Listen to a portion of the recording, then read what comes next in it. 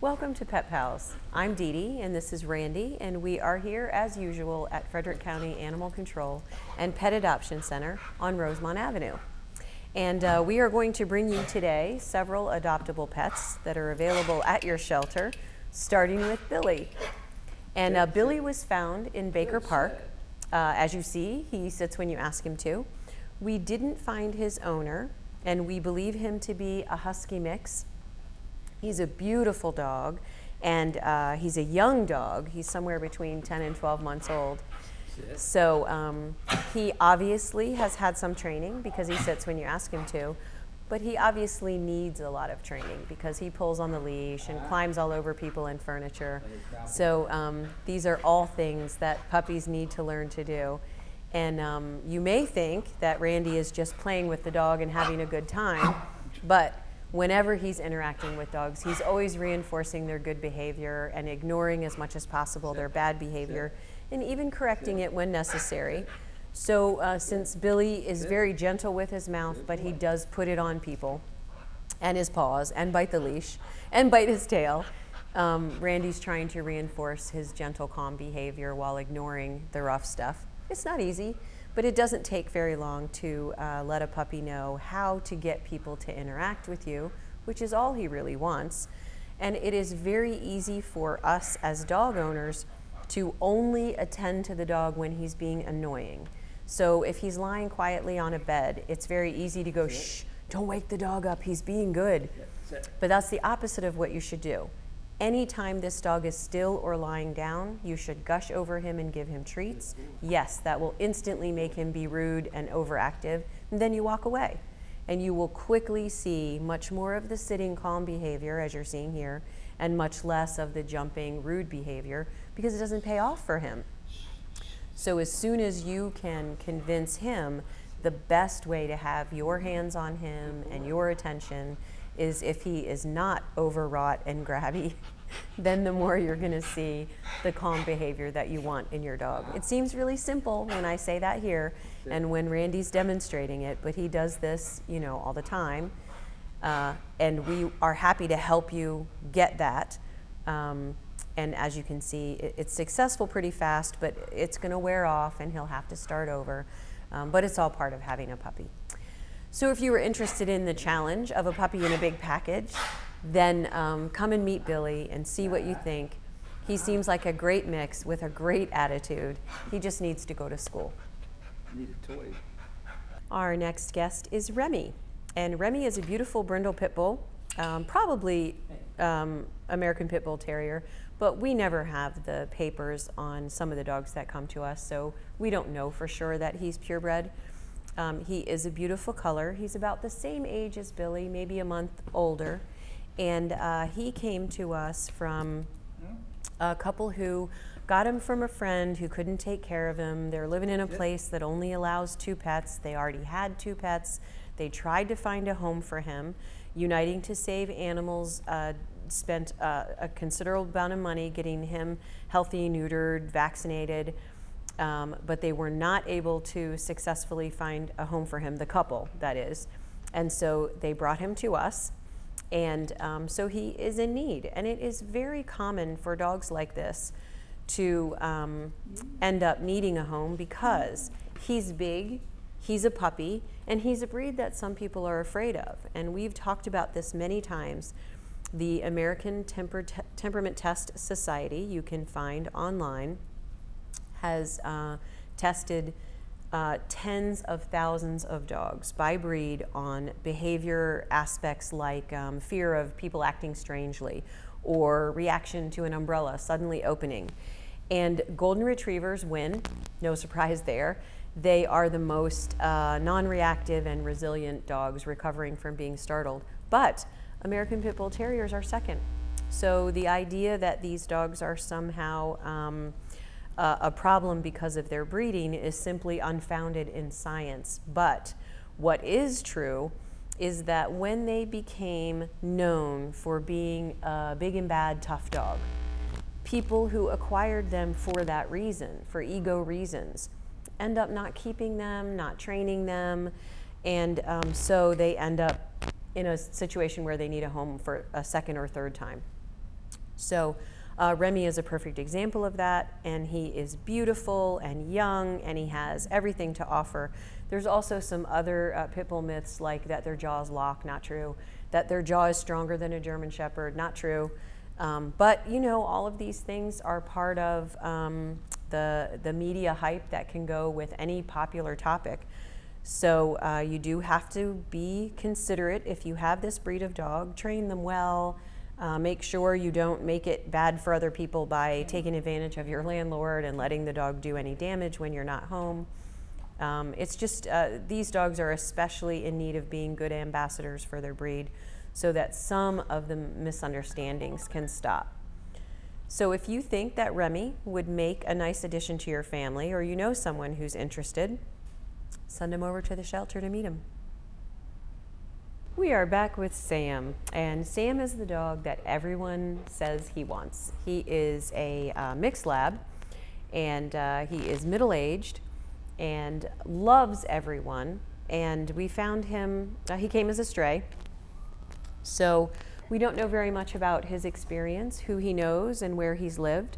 So we're going to recommend that whoever adopts him go through a house training introduction to their house. And obviously he's going to need, he's good enough on a leash, but he's going to need maybe some introduction to things like stairs. And the reason I say that is based just on a guess. I do not know his past, but you can see on his coat these little brown areas are usually from exposure to sunshine, which means he probably spent a great deal of his time outside. So making him into a house pet will be pretty easy, but he'll need some understanding with that while he's going through the process. Yeah, there's truth in that. So Sam is, we're estimating around 7 years old. And a good idea if you adopt Sam is to go to your vet and not tell him the age, or her, the age that we estimated, and see if you get a variance. Because some of the dogs that come in, we will have two different vets look at them, and one vet says about 3 and one vet says about 7. So there can be quite a difference. And what the veterinarian has to do is take their years of expertise and judge on his teeth, his musculature, his joint articulation, all kinds of things like that, how much wear and tear they think have been on the dog. And as you all know, what's true for dogs or people is wear and tear is partially age, but it's partially how you've lived. So it can be very difficult to make that guess as the dog ages. Much easier with puppies because their teeth vary so much in the first year or two that it's easier to get close to the guess. I can see that. He has a funny fold in his ear that that Randy is looking at. So if you think that Sam is in your future, then consider coming by the shelter and meeting him. And the best thing to do if you are looking for a dog is just come to the shelter often and meet all of the animals, because we get new dogs every day. And as you already know, most of our stray dogs are reclaimed by their owners. We are back with our next two guests who can be adopted together because they came in together. This is Digger. He is a neutered male, about 2 or 3 years old, and he's mostly beagle, as you can plainly see. And his friend Bandit, whom you'll meet in a minute. And Bandit and Digger really like each other's company, so if you were thinking of adopting 2 dogs, or even better yet, if you and a friend both want to get a dog, but you go camping together or spend watching football games together, you could each get one of the dogs, and then they could, you know, spend their weekends and social time together. All up to you. What is nice about hounds is that they, in general, really like other dogs, but especially these two, since they've been together. And as I said, you'll meet Bandit in a minute. And these dogs came to us in an atypical way. So they came in as strays, but we found the owner, but the owner did not have any interest in reclaiming them. And sometimes that's frustrating for us because we don't want to go and pick up dogs. We don't want dogs to run loose. We don't want to have dogs that we can adopt out. We would love to close and be done with using tax money to handle the loose dog and loose cat issues. But the problem is that when dogs are loose, they can, cause traffic accidents. They can scare people. In the worst case scenario, they can hurt people, while that is very uncommon. So the government does step in to manage these problems before people or animals get hurt. So when they end up here, we do require that people come and claim them. We do require that they have rabies shots. That's a state law, not our county law, but we enforce it for the health department. Wow. So in order to pick up your dogs, you do have to provide proof of rabies or pay for a rabies shot. And depending on how long the dog has been here before you notice that he or she is gone, there also might be some fees for taking care of the dogs. We only charge $10 a day for the care of dogs, cheaper than any veterinarian or boarding kennel, because we are a government service. We're not trying to make a profit. But it can be very frustrating when we get dogs and their owners don't want to come and get them. So what options we have are to offer them to a new home where they can get a fresh start, and we will disclose everything we know about them, which what we know about these guys now that we found their owner is we're going to microchip them. They're already neutered. They really like each other, but because they were found as stray, they may need some training to stay in the yard, or they may be able to escape rudimentary gates or climb over fences. We don't know, but we share all that with you so you can be prepared. And we are back with Bandit, and Bandit's also a neutered male dog. He's 1 or 2 years old, and typical farm dog, mixed lineage. We would say that he could be part pit bull, just so that anybody who's interested in him would know that they have to check out landlord restrictions. But his tiny little ears, he could be Jack Russell Beagle. We have no way of knowing without a DNA test, which we don't do here. But his markings are very, very attractive, and I don't think he's going to have any trouble finding a new home because of his personality. And as I said, he can be adopted with Digger because they really like each other, and you can't hear it, but that he was really enjoying that ear and neck massage. So these are just two really nice dogs. They're going to make somebody really happy. Most likely because of their coat condition. They spent a lot of time outside, and because they initially came to us as strays, then we consider that they're probably going to need some training and supervision to get them to stay at home. A fenced yard would be great, but we don't require it. So if you think that any of the dogs that you've seen today would make nice additions to your family or to the family of someone that you know, then the ways that you can help us are the same as they have always been, that you guys are so great about doing, and that is to go to petfinder.com, find the profile of one of these beautiful animals, and print it and post it somewhere where people normally might not see it, at your office or at a store bulletin board or someplace like that, your doctor's office if they let you do it. And then the other thing that you can do is share the Pet Tango or Pet Finder information or a Facebook link with their picture on your social networking sites. And the other thing that you can do is send people into the shelter on Rosemont to see what we have. You never know. And we're going to take a short break. We're going to give you some county relevant information, and then we will be back with more. And this guy's going to just get some massages for a while. Be right back, and I hope you join us.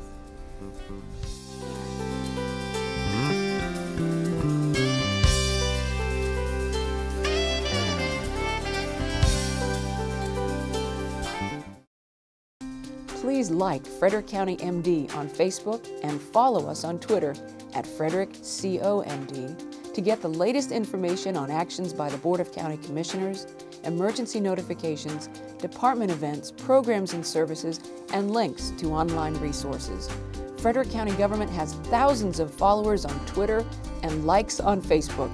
In addition to the county website at www.frederickcountymd.gov and FCG-TV, cable channel 19, social media is one more way we keep our citizens and visitors informed and involved in the actions of Frederick County government.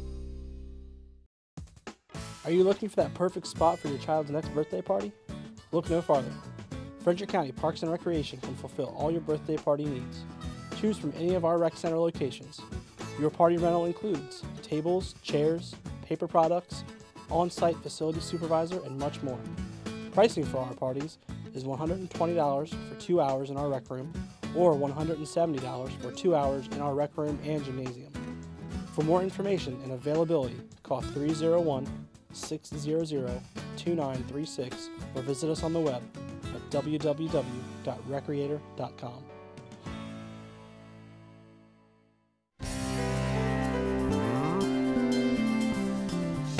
We are back with some adoptable cats at Frederick County Animal Control and Pet Adoption Center.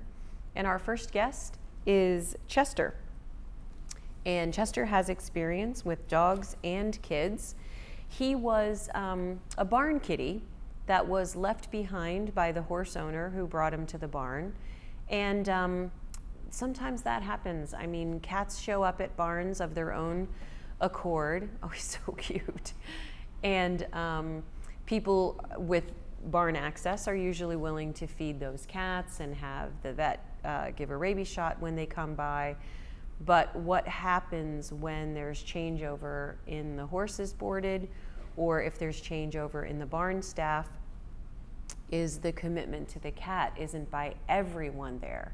So often kitties that have found a little niche, shelter for the winter in a barn, don't end up with a permanent solution. But in this case, it was really great because another person who was still at the barn knew that their primary caretaker had moved on and brought them into us.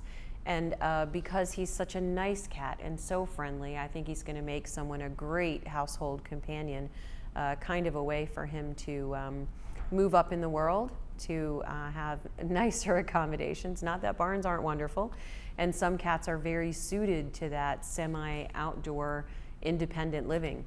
But as you can see, Chester is a love. He wants to be with people, and he certainly knows how to do it. So if you think that Chester might be a nice addition to your family, then come in and meet him, because I think you will be pleasantly surprised. He is just a doll. Our next guest, Ivan, is probably Chester's brother. They don't have to be adopted together. They're both the same age, a year. They both came from the same place, and they both showed up at the barn at the same time. So most likely they're from the same litter. And of course, we don't know that for sure. We are housing them together here at the shelter because they get along great and they share their food. And in some cases, cats and dogs are quite different. That seems obvious. But cats survive in the wild, supplying their own food. They're very efficient hunters. They can spend a great deal of their time relaxing because finding food is not too difficult for them. So they don't always need or want to have companionship from other cats. Cats that are raised around people love to have the companionship and servitude of a human. But they don't necessarily need to have cat friends, whereas dogs are not efficient hunters, and companionship is much more important to them. They sort of feel like without friends, they won't make it in the world. So very often dogs are the more the merrier, but it's not a guarantee with cats. So if you want more than one cat, it is a great idea to choose cats who already know each other and are letting you know with their body language that they are compatible. So if you are considering getting 2 cats, then Chester and Ivan might be a great way to go because we already know that they like each other. Now, obviously, Chester is the more confident, outgoing, and he's watching it. Scared me. Oh, we have off camera, we have a television, and so Randy is saying he thinks this kitty is, the movement of the TV in his peripheral vision is a little concerning. And if he's a barn cat, that makes perfect sense because he may have never seen a television. And so it would be a little strange to see teeny tiny dogs and cats and teeny tiny people in a box that don't smell like anything and don't sound like anything. So, you know, it's something for a cat that's not lived indoors to work out. But Randy is expert at helping them work that out. And he may actually do well being adopted with his brother because Chester is so outgoing. But I don't think that Chester needs or does not need to have his brother or the window. Oh, honey. Well, now he's not looking at it, so that will be better. So Ivan is much more shy, and we're gonna let him go back and be with his brother now that he has successfully withstood his little interview. Our next guest's name is Nightmare, and that is for no bad reasons. He just came to us with that name, and it might be fitting for Halloween. As you all know, this is our kitten season, which means although we are showing you 5 adult cats, there are plenty of kittens in the shelter. So if you've been interested in getting a kitten, please come. We have so many, we can't show you them all, we can't film them all. But what we wanted to do was to get the adult cats on film so that we can put their videos on Facebook, so that we can help them get promoted a little bit while all the kittens are here. Because sometimes the adult cats get overlooked this time of year. So he may still be here for Halloween. I hope not, but that often is the case at the end of this kitten season. So Nightmare is about 3 years old. He gets along well with other cats, came from a home with several other cats. In fact, some of them are here in case you are interested in adopting more than one. And as you can see, he's slender, but he's a significantly sized cat. He is very long, very elegant, tall as cats go. And there's not as much variety in the size of cats as there is in the size of dogs, but we get everything from little 6-pound adults all the way up to 13, 14-pound adults. And of course, there is always the case of cats that just weigh too much. He is a perfect weight, quite a beautiful cat. And I'm not sure if you can see, when you see his face, the white markings on his face, the white hair and black hair overlaps and interweaves at the border. So it's very pretty, but it causes a little cowlick on the top of his nose in between his eyes at his forehead. So it's pretty cute. May have something to do with how he got his name. I really don't know how his name was chosen.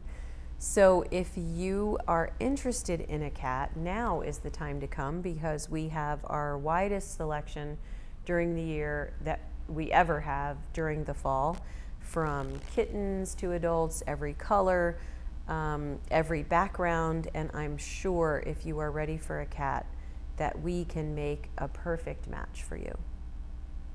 Our next guest is Elliot, and Elliot is between 1 and 2 years old, and he's a beautiful brown tabby, and he gives me a great way of telling anyone who loses a cat or finds a cat. This tabby pattern on him is called mackerel tabby, and it looks more like tiger stripes. There is another tabby pattern which looks like circles and swirls that's called classic tabby.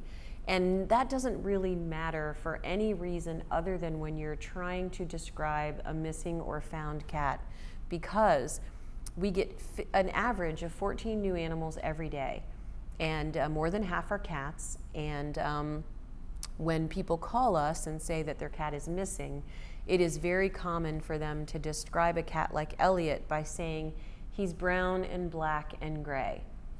Almost every cat has brown, black, and gray hairs on them. So it is really important that you be as specific as you possibly can. And it helps us if you know those things.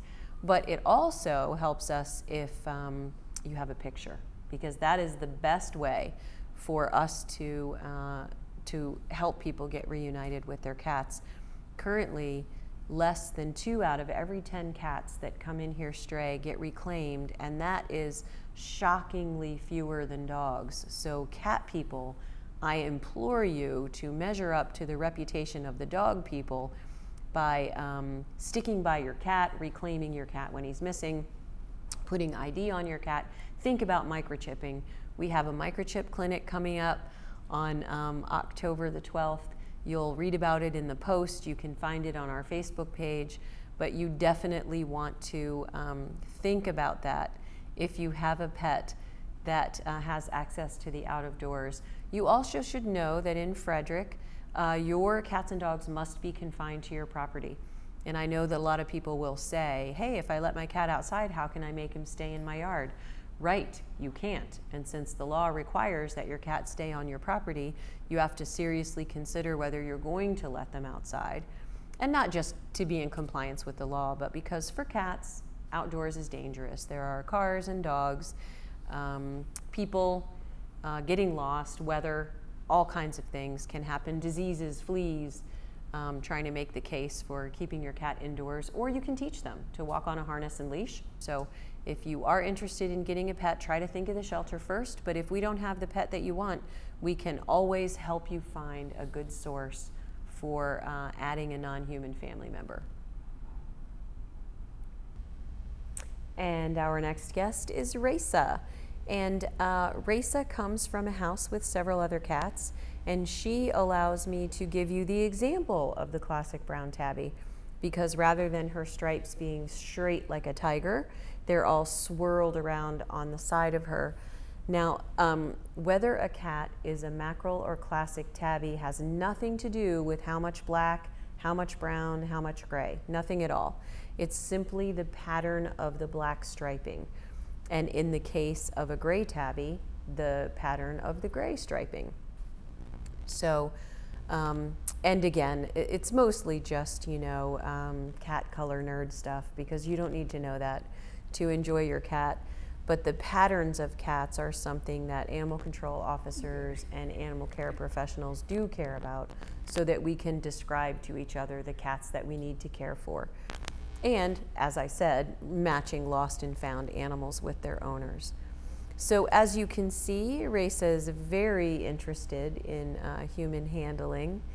And the cats that we get in the shelter never cease to amaze me, because regardless of what they've been through, and please remember that animal mistreatment is quite rare, despite what you would see on TV or hear in the news.